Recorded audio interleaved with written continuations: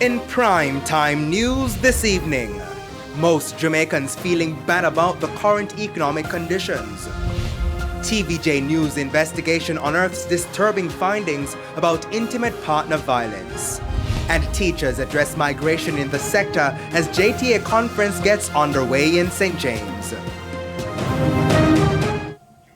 Good evening and welcome to Primetime News. We're live on air and online once you log on to onespotmedia.com. I'm Herman Green. And I am Andrea Chisholm. Also this evening, we have the top business stories of the day. JAVAUGHN Keys has our preview. Thanks, Andrea. EduTech company One-on-One's initial public offer was 8 times oversubscribed. We'll share the basis of allotment a little later on. All right, thanks, JAVAUGHN. And from JAVAUGHN, we go to Jordan FORTE. He has what's coming up in sports. Thanks, Herman. Jamaicans blame weak leadership and indiscipline of players for failure to qualify for World Cup in latest RGR Gleaner Don Anderson poll.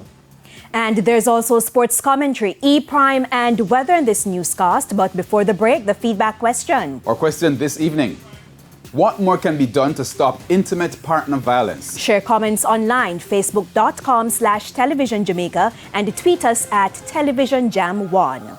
Please stay with us. Primetime News returns right after this break.